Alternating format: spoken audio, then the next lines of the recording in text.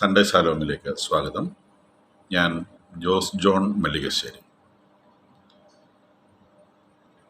ലെബനോണിലെ യുദ്ധമുഖത്തു നിന്നുള്ള പുതിയ വാർത്തകൾ എത്തിക്കൊണ്ടിരിക്കുകയാണ്.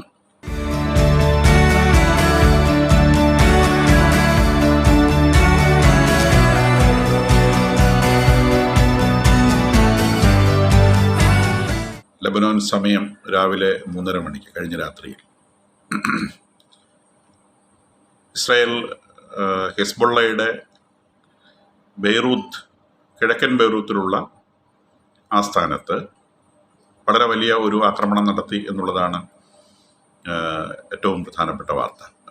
ഹിസ്ബുള്ളയുടെ തലവനായിട്ടുള്ള ഹസൻ നസറുള്ളയെ ലക്ഷ്യം വെച്ചുകൊണ്ടായിരുന്നു ഈ ആക്രമണമെന്നാണ് നേതൃത്വത്തിലുള്ള പല ആളുകളും ഇന്നലത്തെ ആക്രമണത്തോടെ ഇല്ലാതായി എന്ന് പറയപ്പെടുന്നു.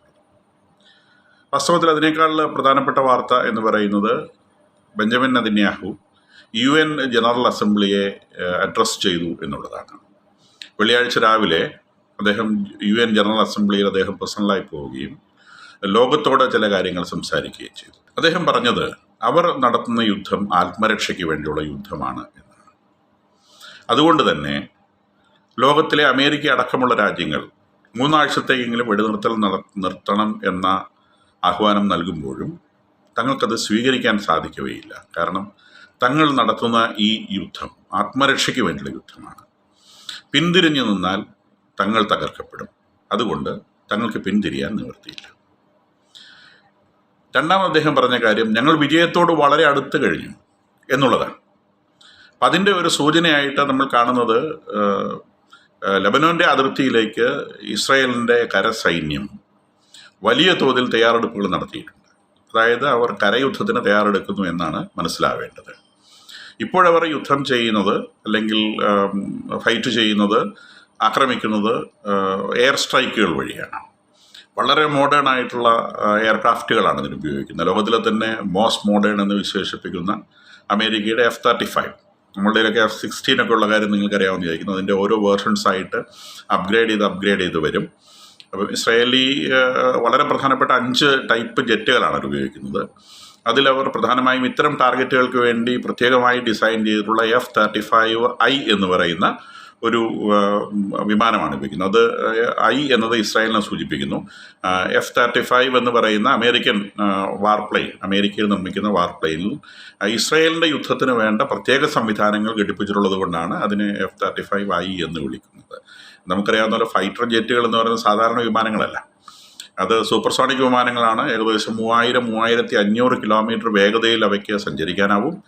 നമ്മൾ സാധാരണ യാത്ര ചെയ്യുന്ന വിമാനങ്ങൾ സഞ്ചരിക്കുന്നത് 900 മുതൽ 1100 വരെ കിലോമീറ്റർ വേഗതയിലാണെന്നുള്ളത് വിമാനത്തിൽ യാത്ര ചെയ്തിട്ടുള്ളവർക്കറിയാം. അവരുടെ മുൻപിലുള്ള ഒരു സ്ക്രീനിൽ അതിൻ്റെ സ്പീഡ് ഇങ്ങനെ എഴുതി വരും. അപ്പം നല്ല ഏറ്റവും ബെസ്റ്റ് ഫ്ലൈറ്റുകളാണ് ഒരു 1100 കിലോമീറ്റർ പെർ അവർ വേഗതയിൽ പറക്കുക. മറ്റ് സാധാരണ നമ്മൾ ഡൊമസ്റ്റിക് ഫ്ലൈറ്റുകളൊക്കെ ഒരു 900 കിലോമീറ്ററാണ്. അപ്പോഴാണ് ഈ പറയുന്ന യുദ്ധവിമാനങ്ങൾ 3500 കിലോമീറ്റർ പെർ അവർ വേഗതയിൽ സഞ്ചരിക്കുന്നത്. സൂപ്പർസോണിക് ഫ്ലൈറ്റുകളാണ്. അപ്പോൾ ശരിക്കും ഭൂമിയിൽ നിന്ന് വളരെ ഉയരത്തിൽ പറക്കാനാണ് ഡിസൈൻ ചെയ്തിട്ടുള്ളത്. താഴ്ന്ന് പറന്നു കഴിഞ്ഞാൽ അവയുടെ ശബ്ദം കൊണ്ട് കെട്ടിടങ്ങളുടെ ജനൽ ചില്ലുകളൊക്കെ പൊട്ടുകയും ആളുകളുടെ ചെവികൾക്ക് തകരാറ് വരികയൊക്കെ ചെയ്യും. ഇപ്പോൾ ഈ കഴിഞ്ഞ ദിവസങ്ങളിലൊക്കെ ഇസ്രായേലിൻ്റെ വാർ പ്ലെയിനുകൾ ലെബനോണിൻ്റെ ആകാശത്ത് വളരെ താഴ്ന്നു പറക്കുകയും ബെയ്റൂറ്റിൽ വലിയ ശബ്ദ കോലാഹലങ്ങൾ ഉണ്ടാക്കി ആളുകളെ പരിഭ്രാന്തിയിലാക്കുകയും ചെയ്തതൊക്കെ വാർത്തകളിൽ വന്നിരുന്നു. വാർ പ്ലെയിൻ്റെ ശബ്ദം എന്ന് പറയുന്നത് ഇറ്റ് ഇസ് ക്വയറ്റ് ഡിഫറെൻറ്റ്. നമ്മളുടെ സാധാരണ പ്ലെയിനുകൾ ഉണ്ടാക്കുന്ന ശബ്ദമേ അല്ലാതെ ബിൽഡിങ്സ് ഒക്കെ വൈബ്രേറ്റ് ചെയ്യും, ഭൂമി കുലുങ്ങുന്നത് പോലെ തോന്നും. കാരണം സൂപ്പർസോണിക് പ്ലെയിനുകളാണ്. അതിൽ നിന്ന് വരുന്ന ഹൈ ഇൻറ്റൻസിറ്റി സൗണ്ട് വേവ്സ് അത് വലിയ കോലാഹലം അറ്റ്മോസ്ഫിയറിൽ സൃഷ്ടിക്കും. അതുകൊണ്ട് തന്നെ ഒരിക്കലും വാർ പ്ലെയിനുകൾ സാധാരണ എയർപോർട്ടുകളിൽ നിന്ന് ടേക്ക് ഓഫ് ചെയ്യാറില്ല. സാധാരണ എയർപോർട്ടുകൾ ജനവാസ കേന്ദ്രങ്ങളോട് ചേർന്നാണ് ഉണ്ടാവുക. അത്തരം എയർപോർട്ടുകളിൽ നിന്ന് വാർ പ്ലെയിനുകൾ ഒരിക്കലും ടേക്ക് ഓഫ് ചെയ്യാറില്ല. വാർ പ്ലെയിനുകൾക്ക് ടേക്ക് ഓഫ് ചെയ്യാൻ വലിയൊരു എയർ സ്റ്റെപ്പിൻ്റെ ആവശ്യമില്ല. ചെറിയ എയർ സ്റ്റെപ്പിന് അത് ടേക്ക് ഓഫ് ചെയ്യും. പക്ഷേ വലിയ പ്രകമ്പനങ്ങൾ സൃഷ്ടിച്ചുകൊണ്ടാണ് അത് ടേക്ക് ഓഫ് ചെയ്യുന്നത്. അതുകൊണ്ട് വാർ പ്ലെയിനുകൾ സാധാരണ എയർപോർട്ടുകളിൽ നിന്ന് ചെയ്യാറില്ല. അപ്പോൾ നമ്മൾ മനസ്സിലാക്കേണ്ടത് ഈ F-35I എന്ന് പറയുന്ന അതിൽ ഗൈഡഡ് ബോംബുകൾ ഇസ്രായേൽ നിർമ്മിച്ചിട്ടുള്ള, അവരുടെ ആവശ്യത്തിന് നിർമ്മിച്ചിട്ടുള്ള സ്പെഷ്യൽ ഗൈഡഡ് ബോംബുകളും ഗൈഡഡ് മിസൈലുകളും അയക്കുവാനുള്ള സംവിധാനങ്ങളുള്ള പ്ലെയിനുകളാണിവ. ഈ പ്ലെയിനുകളിൽ നിന്ന് വളരെ കൃത്യമായി ടാർഗറ്റ് ചെയ്ത് ഈ ഇവരുടെ ആസ്ഥാന ബിൽഡിങ്ങുകൾ തകർക്കുകയാണ് ഉണ്ടായിട്ടുള്ളത്. നമ്മൾ അതിൻ്റെ വീഡിയോസൊക്കെ ഇൻ്റർനെറ്റിൽ അവൈലബിൾ ആണ്. കണ്ടു കഴിഞ്ഞാൽ നമുക്ക് മനസ്സിലാവും. ബോംബെ പോലുള്ളൊരു സിറ്റിയാണ് ബെയ്റൂട്ട്. വളരെ അടുത്തടുത്ത് ബിൽഡിങ്സ് ഉണ്ട്. കുറേയൊക്കെ പഴയ ബിൽഡിങ്സാണ്. ഏകദേശം നമ്മൾ ബോംബെ കാണുന്നത് പോലെ ഇരിക്കും. അപ്പോൾ അതിൽ ജനവാസ കേന്ദ്രങ്ങൾക്ക് ഇടയിലാണ് ഇവരുടെ ഈ മൾട്ടി സ്റ്റോറേജ് ബിൽഡിങ്സ് ഉള്ളത്. 5-10 നിലയുള്ള ഫ്ലാറ്റ് പോലെ തോന്നിക്കുന്ന ബിൽഡിങ്ങുകളിലാണ് ഇവരുടെ ആസ്ഥാനമായിട്ട് പ്രവർത്തിക്കുന്നത്. അത്തരം 5 ബിൽഡിങ്ങുകളെന്നാണ് മലയാളം ന്യൂസ് പേപ്പറുകൾ റിപ്പോർട്ട് ചെയ്തിട്ടുള്ള. BBC പറയുന്ന 7 ബിൽഡിങ്ങുകളാണ്. 7 ബിൽഡിങ്ങുകൾ കൃത്യമായി ടാർഗറ്റ് ചെയ്ത് അത് നമുക്ക് കാണാം. ഈ നമ്മുടെ കൊച്ചിയിലൊക്കെ ആ ബിൽഡിങ് തകർത്തതിൻ്റെ വീഡിയോ നമ്മൾ കണ്ടിട്ടുണ്ട്. ഏകദേശം അതുപോലെയാണ് അടി മുതൽ പൊടിഞ്ഞിങ്ങോട്ട് വീഴുക ചെയ്തിട്ടുള്ളത്. അപ്പോൾ അത് ഇവരുടെ ആളുകൾ താമസിച്ചിരുന്ന ഹെസ്ബുള്ളയുടെ ആളുകൾ താമസിച്ചിരുന്ന സ്ഥലവും അവരൊക്കെ കുറച്ചൊക്കെ മാറി നിന്നിട്ടുണ്ടാകും. കാരണം അവർക്കറിയാം ഇവിടെ അടി വരുന്നുണ്ടെന്നുള്ളത് അവർക്ക് അത് ഊഹിക്കാൻ കഴിയും. അപ്പം അവർ മാറി നിന്നിട്ടുണ്ടാവും നമുക്ക് വിചാരിക്കാം. എങ്കിൽ പോലും വലിയ അധികം കാഷ്വാലിറ്റീസ് ഇല്ലാതെ പക്ഷേ ആയുധങ്ങൾ ഒരുപാട് നഷ്ടപ്പെട്ട രീതിയിലുള്ള ഒരു ആക്രമണം ഉണ്ടായിട്ടുള്ളത്. അപ്പോൾ ഇവർ കരയുദ്ധത്തിന് തയ്യാറെടുക്കുന്നു എന്ന് പറയുമ്പോൾ നമ്മൾ മനസ്സിലാക്കേണ്ടത് ഈ ഹിസ്ബുള്ള എന്ന് പറയുന്ന ഭീകര സംഘടനയുടെ എല്ലാ കരുത്തും ഇവർ ചോർത്തിക്കളഞ്ഞിട്ടുണ്ടാകുമെന്നാണ് നമ്മൾ വിചാരിക്കേണ്ടത്. കാരണം കരയുദ്ധം ഒരു ഗറില്ല വാർഫെയറിലെ എക്സ്പേർട്ടായിട്ടുള്ളൊരു ടീം, ഹിസ്ബുള്ള തീർച്ചയായിട്ടും ആ വാർഫെയറിൽ എക്സ്പെർട്ടാണ്, ഗറില്ല വാർഫെയറിൽ എക്സ്പെർട്ടാണ്. അപ്പോൾ അങ്ങനെ ഒരു ടീമിനോട് കരയുദ്ധം നടത്തുന്നത് ഒരു മിലിറ്ററിയെ സംബന്ധിച്ച് ആത്മഹത്യാപരമാണ്. കാരണം അവർ മിലിറ്ററിക്കും ഒരു മര്യാദയുണ്ട്. ഇവരെ സംബന്ധിച്ച് ആളുകളുടെ ഇടയിൽ നിന്നുകൊണ്ട് അവർ എന്തും ചെയ്യും. അപ്പോൾ മിലിറ്ററിയെ സംബന്ധിച്ച് എപ്പോഴും ആളുകളെ പ്രൊട്ടക്റ്റ് ചെയ്ത് കഴിയുന്നത്ര ആളുകളെ പ്രൊട്ടക്റ്റ് ചെയ്തുള്ള ഒരു വാർഫെയറാണ് അവർ പ്രിഫർ ചെയ്യുക. അപ്പോൾ ഗറില്ലകളെ സംബന്ധിച്ച് അവരെവിടെ വെച്ചും ഏത് സമയത്താണ് പൊട്ടിത്തെറിക്കാമെന്ന് പറയാൻ പറ്റില്ല. കാരണം ഇതിനകത്ത് ഒരു പ്രത്യേകതയുള്ളത്, ഒന്ന് രാജ്യത്തിന് വേണ്ടി യുദ്ധം ചെയ്യുന്ന ഭടന്മാരാണ്. മറുഭാഗത്ത് നിൽക്കുന്ന ഭീകരപ്രവർത്തകർ എന്ന് പറയുന്നത് അവർ ആർക്ക് വേണ്ടിയാണ് യുദ്ധം ചെയ്തതെന്ന് അവർക്ക് തന്നെ അറിയാൻ പാടില്ല.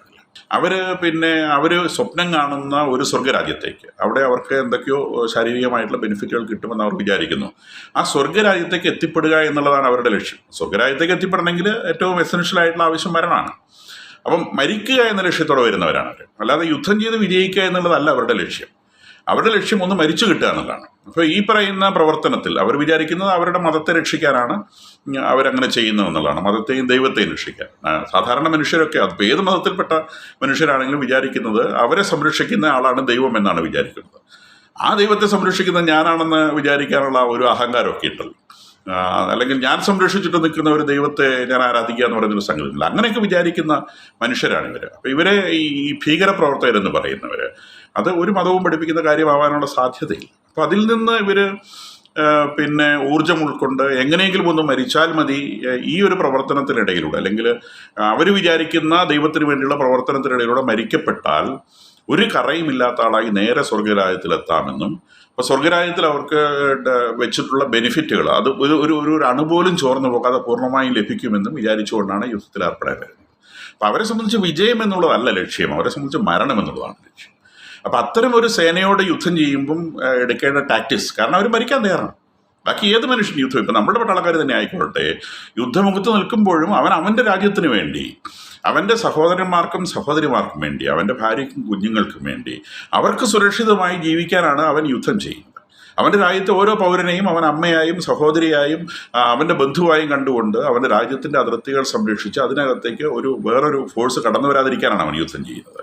ഇത്തരം ഭീകരപ്രവർത്തനത്തിൽ ഏർപ്പെടുന്നവരുടെ ലക്ഷ്യങ്ങൾ വളരെ വ്യത്യസ്തമാണ്. കാരണം ഈ ഹിസ്ബുള്ള എന്ന് പറയുന്ന ഈ സംഘത്തിൽ കഴിഞ്ഞ ദിവസം മരിച്ച ആളുകളുടെ റിപ്പോർട്ടുകൾ വന്നിരുന്നു. അതിൽ ലെബനോൻകാരെന്ന് പറയാൻ നാമമാത്രമായിട്ടുള്ള ആളുകൾ. അതിൽ മരിച്ചവരിൽ നല്ലൊരു ശതമാനം ആളുകൾ അഫ്ഗാനിസ്ഥാൻകാരാണ്, പാകിസ്ഥാൻകാരുണ്ട്, യമൻകാരുണ്ട്. അങ്ങനെ വിവിധ രാജ്യങ്ങളിൽ നിന്ന് വന്നിട്ടുള്ള ഈ ഒരു ലക്ഷ്യത്തോടെ, അതായത് ഈ ടെററിസം എന്ന് പറയുന്ന, ഞാൻ പറയുന്ന വേറെ ഏതോ ലോകത്തേക്ക് ഒരു എക്സിറ്റ്, ഒരു രക്ഷപ്പെടൽ ലഭിക്കാൻ വേണ്ടി വരുന്ന അത്തരം ആളുകളാണ്. അപ്പോൾ അവരെ സംബന്ധിച്ച് ലെബനോൺ എന്നുള്ളത് അവരുടെ വിദൂര സ്വപ്നങ്ങളിൽ പോലും പരിഗണനയിൽ പോലും ഇല്ലാത്ത ഒരു സംഗതിയാണ്. ആ രാജ്യത്തിന് എന്ത് സംഭവിച്ചാലും അവർക്കൊരു പ്രശ്നമില്ല. അവരെ സംബന്ധിച്ച് അവർക്ക് ഈ യുദ്ധത്തിൻ്റെ ഭാഗമായി പങ്കെടുക്കുകയും അങ്ങനെ അവർ രക്ഷപ്പെടുകയും ചെയ്യണമെന്ന് ചിന്തിക്കുന്ന ഒരു കൂട്ടരാണ്. അപ്പോൾ അവരോടാണ് ഇസ്രായേൽ യുദ്ധം ചെയ്യുക. അതുകൊണ്ടാണ് അവർ പറയുന്നത് ഇത് ഞങ്ങളുടെ ആത്മരക്ഷയ്ക്ക് വേണ്ടി ഞങ്ങൾ ചെയ്യുന്നൊരു കാര്യമാണ്. അപ്പോൾ ഇത്തരം ഭ്രാന്തെടുത്ത് വരുന്ന ഒരു കൂട്ടർ തങ്ങളെ ഭൂമുഖത്ത് നിന്ന്, ഇസ്രായേലിനെ ഭൂമുഖത്ത് നിന്ന് എലിമിനേറ്റ് ചെയ്യണമെന്ന് വിചാരിച്ചു വരുന്ന ഒരു കൂട്ടർ, അപ്പോൾ അവരെ നേരിടുക എന്ന് പറയുന്നത് ഞങ്ങളെ സംബന്ധിച്ച് ജീവൻ മരണ പ്രശ്നമാണ്. ഇപ്പോൾ ഈ പിടുത്തം വിട്ട് കഴിഞ്ഞാൽ അത് കഴിഞ്ഞു. അപ്പോൾ അവർ നൽകുന്ന സൂചനകൾ we are very close to the success, ഞങ്ങൾ വിജയത്തോട് വളരെ അടുത്ത് നിൽക്കുന്നു എന്നുള്ളതാണ്. അത് ലോകത്തെ സംബന്ധിച്ച് വളരെ പ്രധാനപ്പെട്ട ഒരു പ്രസ്താവനയാണ്. കാരണം ഈ റിലീജിയസ് ടെററിസം എന്ന് പറയുന്നത്, മതഭീകരത എന്ന് പറയുന്നത് ലോകം മുഴുവൻ നേരിടുന്ന ഒരു ഭീഷണിയാണ്. ഇത് നമ്മളുടെ രാജ്യം പോലും നേരിടുന്ന ഒരു ഭീഷണിയാണ്.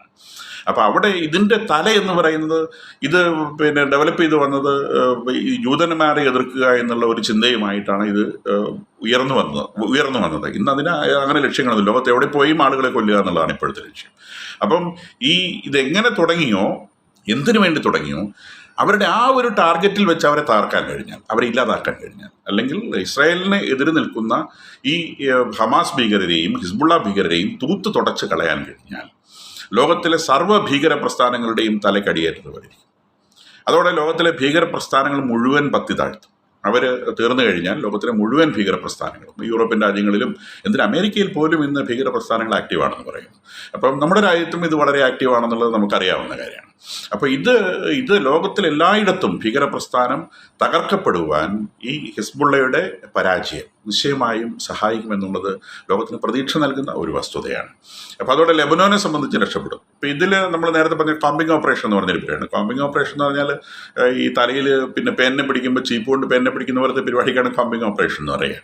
അപ്പോൾ ഈ ലെബനനിലെ സാധാരണ മനുഷ്യരുടെ ഇടയിൽ ഒളിച്ചിരിക്കുന്ന ഹിസ്ബുള്ള ഭീകരരെ ഓരോരുത്തരെയായി തെരഞ്ഞു പിടിച്ച് വധിക്കേണ്ട ഒരു ജോലിയാണ് ഇസ്രായേലിന് ചെയ്തു തീർക്കേണ്ടത്. അങ്ങനെ അവർ കരയുദ്ധം ചെയ്യുമ്പോൾ അവരതാണ് ചെയ്യുക. അപ്പോൾ അവരെങ്ങനെ ഈ ലെബനോണിൻ്റെ തെക്കൻ ലെബനോണിലാണ് ഈ സംഗതി ഉള്ളത്. കാരണം ലെബനോണിൻ്റെ തെക്ക് ഭാഗത്തിനാണ് ഇസ്രായേലിൻ്റെ വടക്ക് ഭാഗവുമായി അതിർത്തിയുള്ളത്. അപ്പോൾ ഇവർ സ്വാഭാവികമായിട്ട് തെക്കൻ ലെബനോണിലാണ് കോൺസെൻട്രേറ്റ് ചെയ്തിട്ടുള്ളത്. അപ്പോൾ ഈ തെക്കൻ ലെബനോണിലേക്ക് കടന്നു കയറി ഇസ്രായേൽ സേന കടന്നു കയറുകയാണ്. അപ്പോൾ കടന്നു കയറുമ്പോൾ സ്വാഭാവികമായിട്ടും അതിൻ്റെ കോൺസിക്വൻസസ് ഉണ്ട്. വേറൊരു രാജ്യത്ത് ഇസ്രായേലിൻ്റെ സേന പ്രവേശിക്കുകയാണ്. ഇത്രയും നാൾ ചെയ്ത് എയർ സ്ട്രൈക്കാണ്. ഇത് എയർ സ്ട്രൈക്കല്ല, ഇത് മണ്ണിലൂടെ തന്നെ കയറി പോവുകയാണ്. അപ്പം അതിർത്തികൾ ഭേദിക്കപ്പെടും എന്നുള്ള ഒരു വലിയ വിഷയമുണ്ട്. എയർ സ്ട്രൈക്കിലും അതിർത്തി ഭേദിക്കപ്പെടുന്നുണ്ട്, എങ്കിൽ പോലും മണ്ണിലൂടെ അല്ല എന്നൊരു സമാധാനമുണ്ട്. ഇത് മണ്ണിലൂടെ അതിർത്തി ഭേദിക്കപ്പെട്ട് ഇസ്രായേൽ സേന വേറൊരു രാജ്യത്തേക്ക് കടന്നു കയറുകയാണ്. അപ്പോൾ അതിൻ്റെ ഭാഗമായിട്ടാണ് നെതന്യാഹു ഇന്നലെ യു എൻ എന്ന് പറയുമ്പോൾ നമുക്ക് ലോകത്തിൻ്റെ തലസ്ഥാനം എന്ന് വിചാരിക്കാം. യു എന്നിൽ നിവർന്നു നിന്ന് അദ്ദേഹം പറഞ്ഞത്, ഇറാനോട് പറഞ്ഞത്, വേണ്ടാത്ത കളിക്ക് നിൽക്കരുത്. നിങ്ങളുടെ രാജ്യത്തിൻ്റെ മൂലകളിൽ ഏത് മൂലയിലും എത്തിപ്പെടാവുന്ന കൈകളാണ് ഇസ്രായേലിനുള്ളത്. ഇസ്രായേലിൻ്റെ കൈകൾക്ക് എത്തിപ്പെടാനാവാത്ത മൂലകൾ നിങ്ങളുടെ രാജ്യത്തില്ല എന്ന് നിങ്ങൾ വിചാരിച്ചു കൊള്ളുക എന്നാണ് ഇറാനോട് അദ്ദേഹം യു എൻ ആസ്ഥാനത്ത് നിന്ന് വാൺ ചെയ്തിട്ടുള്ളത്. അപ്പം ബെയ്റൂട്ടിലെ ആക്രമണത്തിനോട് ഇറാൻ പ്രതികരിച്ചിട്ടുള്ളത് ഇത് അപകടകരമായ കളിയാണ് എന്നാണ്. അപ്പോൾ അതിൻ്റെ മറുപടിയാണ് അദ്ദേഹം യു എൻ ആസ്ഥാനത്ത് നിന്ന് തന്നെയാണ് ഈ മറുപടി കൊടുത്തിട്ടുള്ളത്. ഇറാനൊന്നും ഒരിക്കലും യു എൻ ആസ്ഥാനത്ത് പോവുകയോ അല്ലെങ്കിൽ അവർക്ക് അവിടെ പോയിട്ട് സംസാരിക്കാൻ പറ്റില്ല. കാരണം അവർ സംസാരിക്കേണ്ടത് ഹിസ്ബുള്ളയ്ക്ക് വേണ്ടിയാണ്. ഹിസ്ബുള്ള എന്ന് പറയുന്ന ഒരു ഭീകര സംഘടനയാണെന്ന് ലോകം അംഗീകരിച്ച കാര്യമാണ്. അപ്പോൾ അതിനുവേണ്ടി സംസാരിക്കുവാൻ അവർക്കൊരിക്കലും യു എൻ ആസ്ഥാനത്ത് പോയിട്ട് സംസാരിക്കാനാവില്ല. അപ്പോൾ ഇതൊക്കെ നമ്മൾ കാണുന്നത് ലെബനോണിലെ ഈ ഒരു യുദ്ധത്തിന് മുൻപ് ഇസ്രായേൽ വലിയ ഗ്രൗണ്ട് വർക്ക് ചെയ്തിരുന്നു എന്നാണ് മനസ്സിലാക്കേണ്ടത്. കാരണം ഹിസ്ബുള്ള ലോകം മുഴുവൻ വിചാരിച്ചിരുന്നത് ഹമാസിനേക്കാളൊക്കെ വളരെ ശക്തമായൊരു സംഘടനയാണെന്നും അതുകൊണ്ട് അവർക്ക് വലിയ നിലയിൽ ഇസ്രായേലിനെ ചെറുക്കാൻ സാധിക്കുമെന്നുമാണ് നമ്മൾ വിചാരിച്ചത്. പക്ഷേ ഇപ്പോൾ കാണുന്നത് അവർ തീരെ ഫീബിളായ രീതിയിൽ അവർക്ക് പ്രതികരിക്കാനാവുന്നില്ല. അവർ റോക്കറ്റുകൾ അയക്കുന്നുണ്ട്. അവർ റോക്കറ്റുകൾ ഏത് വഴിക്കാണ് പോകുന്നത് അവർക്ക് നിശ്ചയമില്ല. അവർ പറയുന്നുണ്ട് 1000 എണ്ണം വിട്ടു 10000 എണ്ണം വിട്ടു എന്നൊക്കെ പറയുന്നുണ്ട്. 1, 2, 3 ഒക്കെയാണ് ഇസ്രായേൽ സ്കൈയിലെത്തുന്നത്. ലിമിറ്റഡ് നമ്പർ ഓഫ് റോക്കറ്റ്സ് ആണ് ഇസ്രായേൽ സ്കൈയിലെത്തുന്നത്. അത് സ്കൈയിൽ വെച്ച് തന്നെ തകർക്കപ്പെടുന്നുണ്ട്. ഇതുവരെ ലാൻഡ് ചെയ്തതായി പറയപ്പെടുന്നത് 2 എണ്ണമാണ്. ഒരെണ്ണം റോഡിൽ വീണു, ഒരെണ്ണം ഇന്നലെ ഒരു കെട്ടിടത്തിൻ്റെ മുകളിൽ വീണതായിട്ട് പറയപ്പെടുന്നു. കാഷ്വാലിറ്റീസ് ഒന്നും റിപ്പോർട്ട് ചെയ്യപ്പെട്ടിട്ടില്ല. അപ്പം ഈ നിലയിലാണ് ഈ യുദ്ധം പുരോഗമിക്കുന്നത്. അപ്പം ശരിക്കും ഇന്ന് വാർത്താമാധ്യമങ്ങളുടെ തലക്കെട്ടായി വരേണ്ടിയിരുന്നത് ഇന്നലെ നെതന്യാഹു യു എൻ അസംബ്ലിയിൽ പോയി അദ്ദേഹം പ്രസംഗിച്ചു എന്നുള്ളതാണ്. പക്ഷേ നമ്മുടെ വാർത്താമാധ്യമങ്ങളിലൊന്നും ആ വാർത്ത ഞാൻ നോക്കിയിട്ട് കണ്ടില്ല. അപ്പം അത് ഒന്ന് റിപ്പോർട്ട് ചെയ്യുക എന്നുള്ളതാണ് പ്രധാനമായും ഈ വീഡിയോ കൊണ്ട് ഉദ്ദേശിച്ചിട്ടുള്ളത്. അപ്പോൾ ഇതിലെ യുദ്ധത്തിൻ്റെ പ്രത്യേകതകൾ നമ്മൾ പറഞ്ഞു. ഇത് ഒരു സംഘം യുദ്ധം ചെയ്യുന്നത് സ്വന്തം രാജ്യത്തിന് വേണ്ടിയാണ്. വേറൊരു സംഘം യുദ്ധം ചെയ്യുന്നത് അവരുടെ ലക്ഷ്യങ്ങൾ എന്താണെന്ന് തന്നെ അവർക്ക് ഉറപ്പില്ല. അവരെ സംബന്ധിച്ച് ചില ആളുകൾ, ചില മതങ്ങളെ ഈ ഭൂമുഖത്തും തുടച്ചു നീക്കുക, അല്ലെങ്കിൽ ചില ആളുകളെ ഈ ഭൂമുഖം തുടച്ചു നീക്കുക, അല്ലാതെ ഒരു അതിർത്തി സംരക്ഷിക്കാനോ അവരുടെ സഹോദരങ്ങളെ സംരക്ഷിക്കാനോ കുടുംബങ്ങളെ സംരക്ഷിക്കാനോ വേണ്ടിയുള്ളൊരു ശ്രമമേ അല്ല. മരണം എന്ന ലക്ഷ്യം വെച്ചുകൊണ്ടുള്ള ഒരു തരം യുദ്ധമാണ് നടക്കുന്നത്. എന്തായാലും ഈ യുദ്ധം എത്രയും വേഗം അവസാനിക്കട്ടെ എന്ന് എല്ലാ സമാധാനകാംക്ഷികളോടുമൊപ്പം ഞാനും ആഗ്രഹിക്കുകയാണ്.